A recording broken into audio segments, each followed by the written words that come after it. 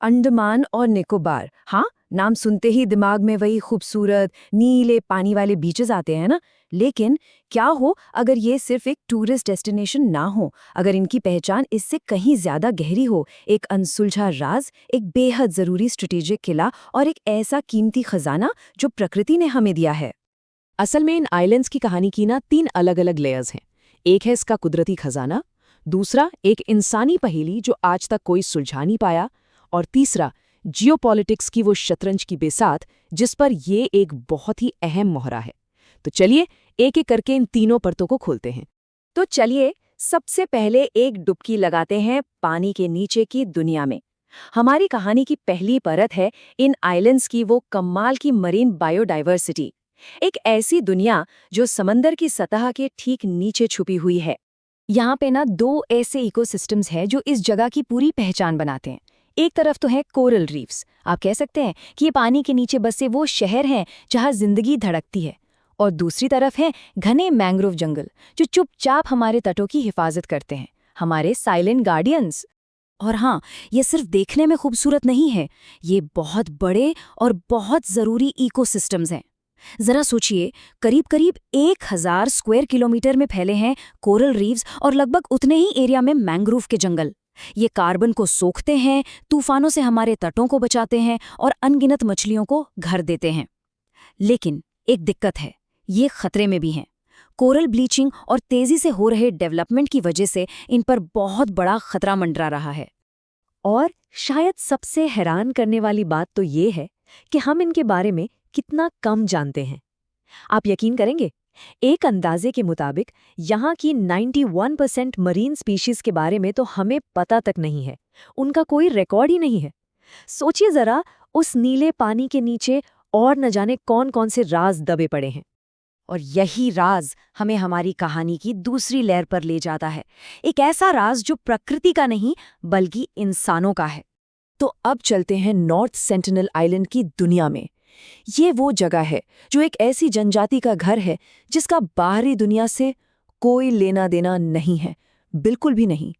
ये धरती पर शायद सबसे अलग थलग रहने वाले इंसान हैं। बाहरी दुनिया से इनके कांटेक्ट की हिस्ट्री सच कहें तो काफी दर्दनाक और तनाव भरी रही है। 1880 में अंग्रेजों ने कुछ लोगों को किडनैप कर लिया था, जो एक बहुत बुरा हादसा था। फिर 1991 में एक बार शांति से मुलाकात भी हुई, लेकिन वो एक ही बार थी। पर हाल ही में जो दुखद घटनाएं हुई, जिनमें बाहर से गए लोगों की जान चली गई, वो हमें याद दिलाती हैं कि ये आइलैंड कितना खतरनाक हो सकता है।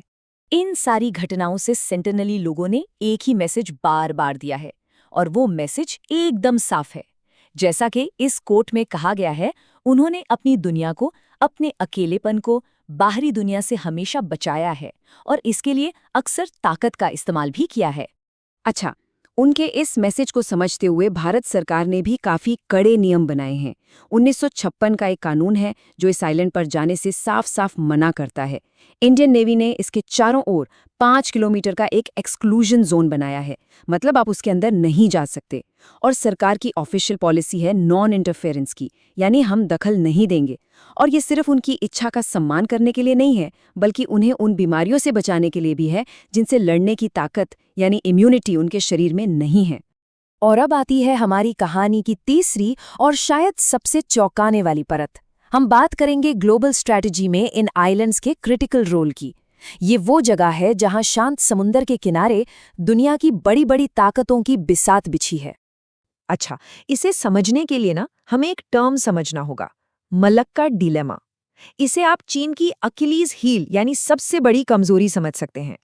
देखिए, चीन का ज्यादातर ट्रेड और एनर्जी इंपोर्ट, मतलब तेल वगैरह, एक बहुत ही पतले से समुद्री रास्ते से गुजरता है, जिसे कहते हैं मलक्का स्ट्रेट।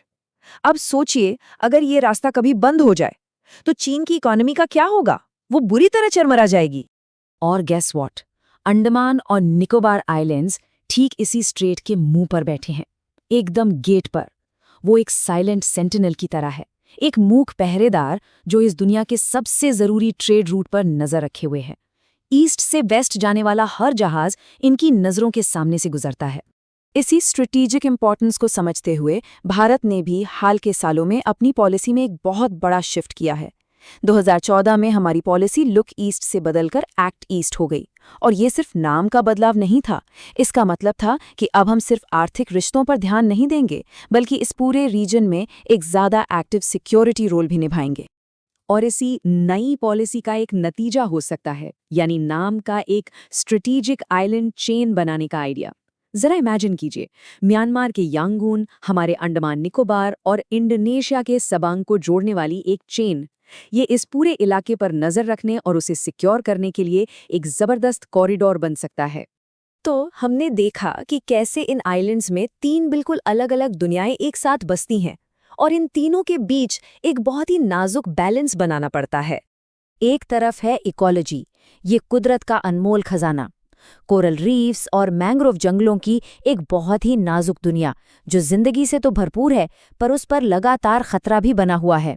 दूसरी तरफ है एंथ्रोपोलॉजी, ये एक सेंचुरी है, एक पनाहगाह, धरती पर बचे आखिरी आइसोलेटेड इंसानी समुदायों में से एक का घर, जो अपनी दुनिया को बचाने के लिए किसी भी हद तक जाने को तैयार हैं।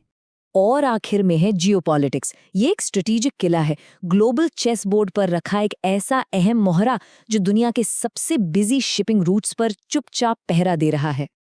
और ये सब हमें आखिरी और सबसे जरूरी सवाल पर लाकर खड़ा कर देता है, स्वर्ग, किला और अभयारण्य, पैराडाइज, फोर्ट्रेस और सैंक्चुरी, क्या ये तीनों पहचानें एक ही जगह पर एक साथ रह सकती हैं? इसका जवाब सिर्फ इन आइलैंड्स का भविष्य तय नहीं करेगा, बल्कि ये भी बताएगा कि हम इस प्लैनेट के साथ अपना रिश्ता कैसे देखते हैं।